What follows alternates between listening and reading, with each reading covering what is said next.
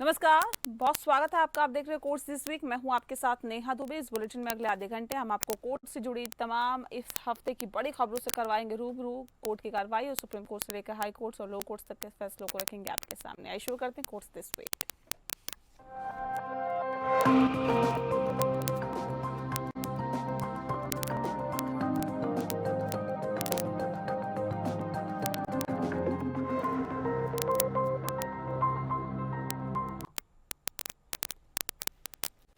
Bulletin की शुरुआत करते हैं। पहलगाम आतंकी हमले की जांच की मांग की जा रही है। बता दें आपको कि दरअसल सुप्रीम कोर्ट ने जनहित याचिका पर सुनवाई से इनकार कर दिया, जिसमें पहलगाम आतंकी हमले की जांच के लिए न्यायिक आयोग के गठन का निर्देश देने की मांग की गई थी। इस हमले में 27 लोग मारे गए थे और कोर्ट ने याचिकाकर्ताओं को फटकार लगाते हुए कहा कि उन्होंने बिना सोचे समझे याचिका दायर की, जो सुरक्षा बलों का मनोबल तोड़ने वाला है। न्यायमूर्ति सूर्यकांत ने कहा कि ऐसी याचिका दायर करने से पहले जिम्मेदारी दिखाएं।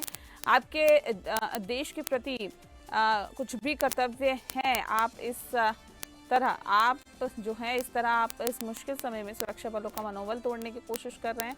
आप चाहते हैं कि रिटायर जो सुप्रीम कोर्ट के जज जांच करें और हाई कोर्ट और सुप्रीम कोर्ट के रिटायर्ड जज जांच के विशेषज्ञ जो हैं कब से हो गए हैं। बता दें आपको कि हमें जांच की विशेषज्ञता कब से चाहिए। हम केवल विवादों का फैसला करते हैं। हमें ऐसा आदेश पारित करने के लिए न कहे कि याचिकाकर्ता की ओर से पेश हुए व्यक्ति के अनुरोध पर जस्टिस कांत और एन कोटेश्वर सिंह की पीठ ने याचिका वापस लेने की अनुमति दे दी है और साथ ही जम्मू कश्मीर के बाहर पढ़ रहे जम्मू कश्मीर के छात्रों के मुद्दे पर हाईकोर्ट जाने की छूट भी दी है। याचिका में पर्यटन स्थलों पर सुरक्षा के न्यूनतम मानदंडों को सुनिश्चित करने, हमले की जांच के लिए एक्शन प्लान तैयार करने और प्रेस काउंसिल ऑफ इंडिया को हमले के संबंध में सही और निष्पक्ष रिपोर्टिंग सुनिश्चित करने का निर्देश देने की भी मांग की गई थी। सुप्रीम कोर्ट की एक पूर्ण पीठ ने पहलगाम हमले की निंदा करते हुए कहा था कि ये मानवता के मूल्यों पर हमला है। Supreme court advocates on record association ने भी हमले की निंदा करते हुए एक प्रस्ताव पारित किया था।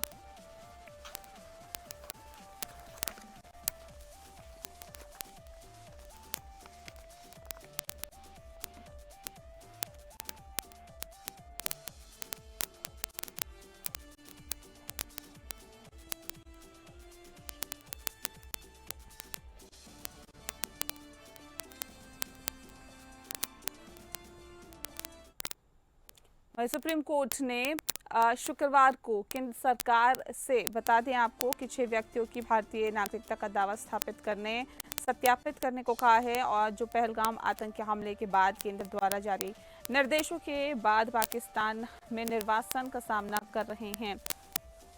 याचिकाकर्ताओं ने दावा किया है कि उनके पास भारतीय पासपोर्ट और आधार कार्ड है। अदालत ने अधिकारियों से सभी दस्तावेज और अन्य प्रासंगिक तथ्यों की जांच करने की बात कही है और जो उनके ध्यान में लाए जा सकते हैं। दरअसल बता दें कि न्यायालय ने निर्देश दिया है कि जल्द से जल्द निर्णय लिया जाए। हालांकि कोई समय सीमा निर्धारित नहीं की गई है। जब तक फैसला नहीं लिया जाता तब तक याचिकाकर्ताओं के खिलाफ कोई कठोर कार्रवाई नहीं की जाए। अदालत ने स्पष्ट किया है कि उनके आदेश को एक मिसाल के रूप में नहीं माना जाना चाहिए। इन टिप्पणियों के साथ न्यायमूर्ति सूर्यकांत और एन कोटेश्वर सिंह की पीठ ने याचिकाकर्ताओं द्वारा दायर रिट याचिका का निपटारा कर दिया, जो निर्वासन की आशंका से ग्रस्त थे। पीठ ने याचिकाकर्ताओं को ये भी स्वतंत्रता दी है कि यदि वे केंद्र के अंतिम निर्णय से असंतुष्ट हैं तो वे जम्मू और कश्मीर और लद्दाख उच्च न्यायालय का दरवाजा खटखटा सकते हैं। वकील नंदा किशोर ने याचिकाकर्ताओं की ओर से प्रस्तुत किया कि वे भारतीय नागरिक हैं और उनके पास पासपोर्ट और आधार कार्ड है। न्यायमूर्ति कांत ने पूछा है कि पिता भारत कैसे आए। आपने कहा कि वह पाकिस्तान में थे। वकील ने कहा कि पिता 1987 में भारत आए थे। जब न्यायमूर्ति कांत ने और स्पष्टीकरण मांगा तो वकील ने कहा कि याचिकाकर्ता ने सीमा पर पासपोर्ट जमा कर दिया और भारत आ गया है। बता दें आपको कि एक बेटे ने वर्चुअल रूप से पेश हुआ, दावा किया कि पिता मुजफ्फराबाद से भारत आए थे। कश्मीर के दूसरी तरफ से जब पीठ अंतिम निर्णय तक याचिकाकर्ताओं को निर्वासित नहीं किए जाने का आदेश देने वाली थी, तब एसजी ने अनुरोध किया कि ऐसा अवलोकन न किया जाए। एसजी ने मौखिक रूप से आश्वासन दिया कि वे सावधानी बरतेंगे।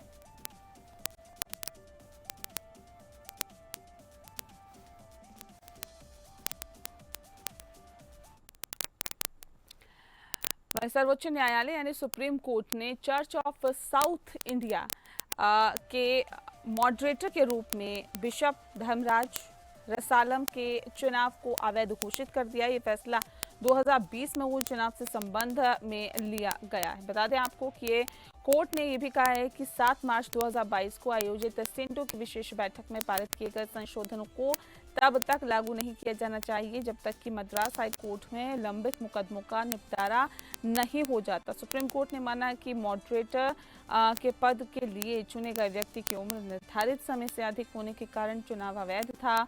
चुने गए मॉडरेटर को रिटायरमेंट से कम 3 साल पहले शेष होने चाहिए। कोर्ट ने अन्य पदों के लिए चुनावों को वैध माना। डिप्टी मॉडरेटर, जनरल सेक्रेटरी और ट्रेजरर शामिल है। हालांकि फैसले मुकदमों के अंतिम परिणाम के अधीन होगा। सुप्रीम कोर्ट ने हाई कोर्ट के उस आदेश को बरकरार रखा है जिसमें चुनाव कराने के लिए 2 रिटायर्ड हाई कोर्ट जजों को प्रशासक के रूप में नियुक्त करने का निर्देश दिया गया था। कोर्ट ने CSI संविधान में किए गए संशोधनों पर रोक लगा दी, जिसमें बिशपों की उम्र और चुने गए सदस्यों की अवधि के बारे में बदलाव किए गए थे। न्यायालय के ये निष्कर्ष रहे। बता दें आपको, पहला मॉडरेटर के चुनाव को अवैध घोषित किया गया। दूसरा, अन्य पदों के चुनाव वैध माने गए। तीसरा, प्रशासकों की नियुक्ति को बरकरार रखा गया। चौथा, संशोधनों पर रोक लगाई गई।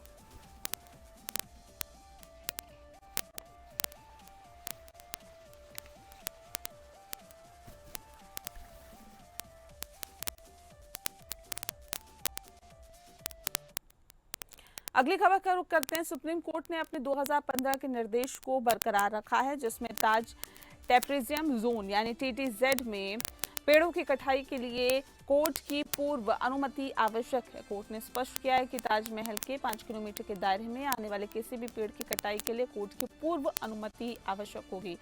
न्यायमूर्ति अभय S ओका और न्यायमूर्ति उज्ज्वल भोयान की पीठ ने पर्यावरण संबंधी मुद्दों और ताज टेप्रेजियम जोन में पेड़ों की कटाई के संबंध में MC मेहता मामले में यह आदेश पारित किया है। कोर्ट की पूर्व अनुमति आवश्यक होगी, भले ही पेड़ों की संख्या 50 से कम हो। 5 किलोमीटर के दायरे से बाहर के क्षेत्रों में पेड़ों की कटाई के लिए डिविजनल फॉरेस्ट ऑफिसर यानी DFO या सेंट्रल एम्पावर्ड कमेटी यानी CEC की अनुमति आवश्यक होगी। पेड़ों की कटाई उत्तर प्रदेश वृक्ष संरक्षण अधिनियम के तहत दंडनीय होगा, जिसमें 6 महीने तक की जेल या 1000 रुपए तक का जुर्माना हो सकता है। DFO या CEC को ये सुनिश्चित करना होगा कि सभी शर्तें पूरी की गई है, जिसमें प्रतिपूरक वनीकरण भी शामिल है।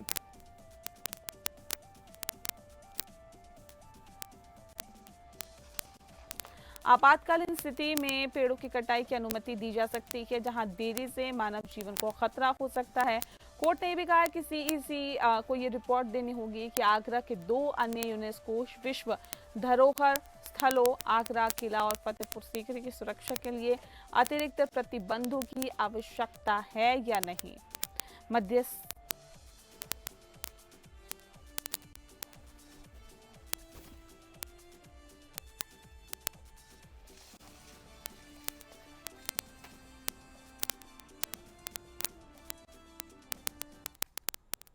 अगली खबर का रुख करते हैं। भारत की मध्यस्थता ढांचे में आपको बता दें कि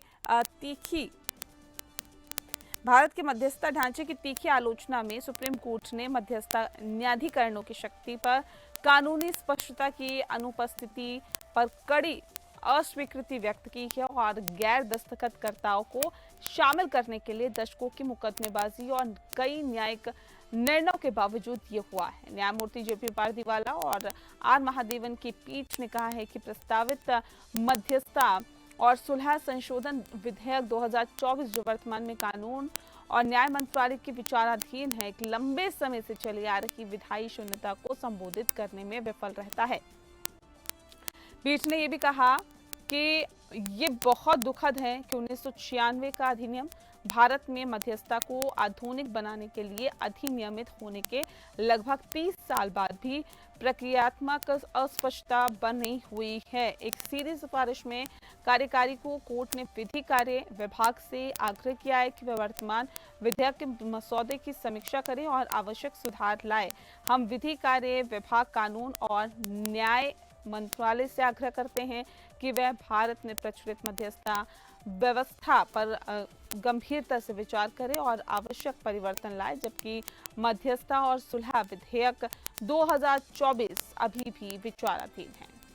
ये टिप्पणियां एक निर्णय में की गई जिसमें एएसएफ बिल्टेक की मध्यस्थता कार्यवाही में शामिल किए जाने की चुनौती को खारिज कर दिया गया था।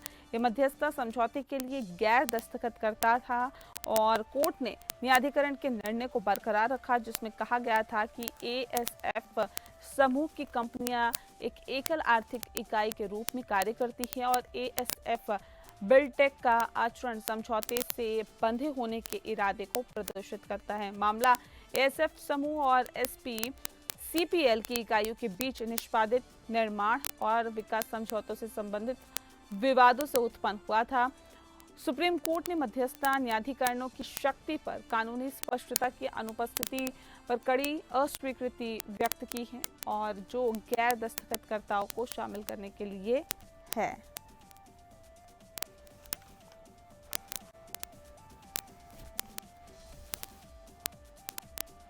ओटीटी और साथ ही सोशल मीडिया पर अश्लील कंटेंट पर रोक लगाने की मांग की बात की यहाँ पर की गई है। दरअसल बता दें आपको कि ओटीटी और सोशल मीडिया के अश्लील कंटेंट पर रोक लगाने की मांग मामले में सुनवाई हुई। सुप्रीम कोर्ट ने केंद्र सरकार, ओटीटी और सोशल प्लेटफॉर्म को नोटिस जारी किया है। कोर्ट ने अश्लील कंटेंट को लेकर दाखिल याचिकाओं पर सुनवाई के बाद केंद्र सरकार के साथ नेटफ्लिक्स, उल्लू digital limited, alt Balaji, Twitter, Meta platform और गूगल को नोटिस जारी किया है। जस्टिस बी आर गवाई की अध्यक्षता वाली बेंच ने सुनवाई के दौरान कोर्ट ने टिप्पणी करते हुए कहा कि याचिका के जरिए ओटीटी प्लेटफॉर्मों और साथ ही साथ सोशल मीडिया पर विभिन्न आपत्तिजनक, अश्लील और अभद्र सामग्री परोसने को लेकर महत्वपूर्ण चिंता पैदा करने वाले विषय को उठाया। वहीं कोर्ट ने जब इस बारे में सॉलिसिटर जनरल से पूछा तो एसजी ने भी कहा कि इन प्लेटफॉर्म पर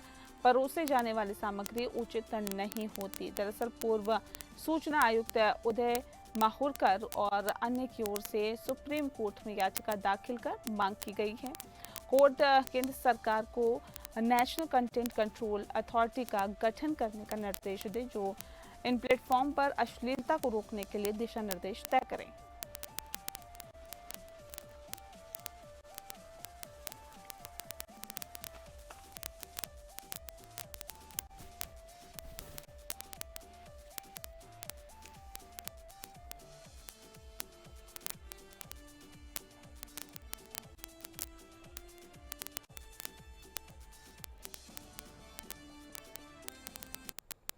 अगली खबर का रुख करते हैं। सुप्रीम कोर्ट ने शाही ईदगाह मस्जिद और साथ ही साथ कृष्ण जन्मभूमि मामले में एक महत्वपूर्ण टिप्पणी की है। कोर्ट ने कहा है कि इलाहाबाद हाई कोर्ट का आदेश, जिसमें हिंदू पक्ष की याचिका पर आर्कियोलॉजिकल सर्वे ऑफ इंडिया यानी एसआई को पार्टी बनाने की अनुमति दी गई थी, प्रथम दृष्टया सही है। न्यायमूर्ति संजीव खन्ना और न्यायमूर्ति पीवी संजय कुमार की पीठ ने मुस्लिम पक्ष की अपील पर सुनवाई करते हुए ये टिप्पणी की। कोर्ट ने कहा कि हिंदू पक्ष की ओर से मूल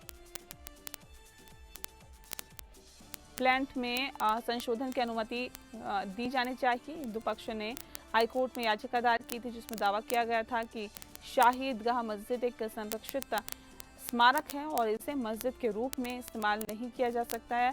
उन्होंने एएसआई को पार्टी बनाने की मांग की थी, जिसे हाई कोर्ट ने अनुमति दे दी थी। सुप्रीम कोर्ट ने कहा कि मुस्लिम पक्ष की अपील गलत है और हाईकोर्ट का आदेश सही है। कोर्ट ने मुस्लिम पक्ष को लिखित बयान दाखिल करने का समय दिया और सुनवाई स्थगित कर दी।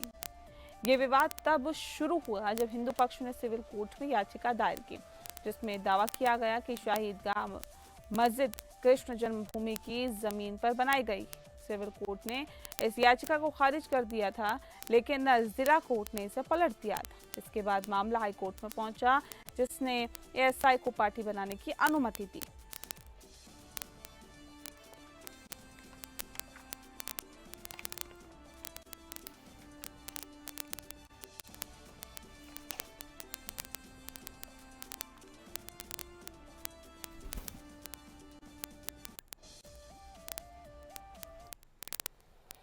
अगली खबर का रुख करते हैं तमिलनाडु के बिजली निषेध और उत्पाद शुल्क मंत्री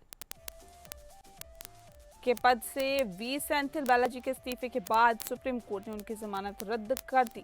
बता दें आपको कि याचिका को खारिज कर दिया है।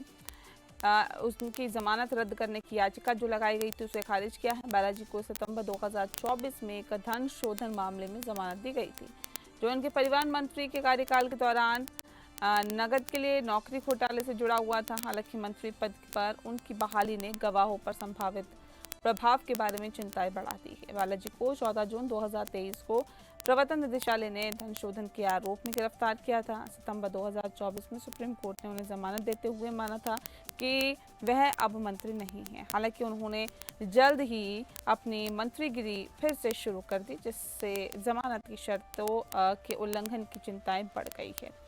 23 अप्रैल को सुप्रीम कोर्ट ने बालाजी से कहा था कि हमने पूरी तरह से अलग आधार पर जमानत दी थी। अगर लोग इस तरह से कानून की प्रक्रिया के साथ खेलेंगे, हम अपने आदेश में दर्ज करेंगे कि हमने आपके खिलाफ फैसले के निष्कर्षों को नजरअंदाज करने में गलती की है। हम आपको एक विकल्प देंगे, पोस्ट या स्वतंत्रता। इसके बाद बालाजी ने मंत्री पद से इस्तीफा दे दिया। तमिलनाडु के मुख्यमंत्री एम.के. स्टालिन ने बालाजी और के पोनमुडी के इस्तीफे के बाद अपने मंत्रिमंडल में फेरबदल किया है। एस शिवशंकर को बिजली विभाग की अतिरिक्त जिम्मेदारी दी गई है, जबकि एस मुथुसामी को निषेध और उत्पाद शुल्क विभाग की जिम्मेदारी सौंपी गई है। आर.एस. राजकन्नपन को वन और खाद्य मंत्री बनाया गया है।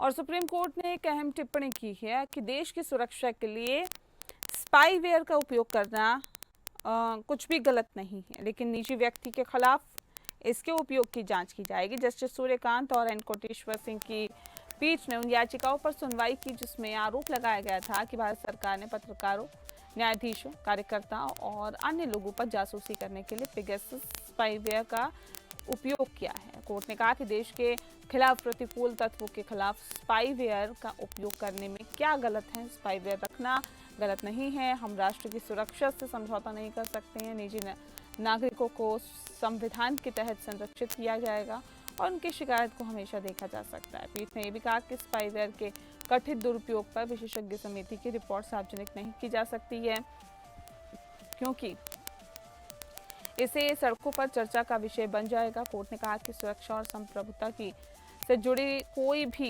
रिपोर्ट सार्वजनिक नहीं की जाएगी, लेकिन प्रभावित व्यक्तियों को सूचित किया जा सकता है। इस मामले में कई याचिकाएं दायर की गई है, जिसमें आरोप लगाया गया है कि पेगासस स्पाईवेयर का उपयोग सरकार द्वारा व्यक्तियों की जासूसी करने के लिए किया गया था। विशेषज्ञ समिति ने अपनी रिपोर्ट में कहा था कि 29 मोबाइल फोन की जांच में स्पाईवेयर नहीं मिला है, लेकिन 5 डिवाइसेस में कुछ मैलवेयर मिला है। अगली सुनवाई 30 जुलाई को होगी।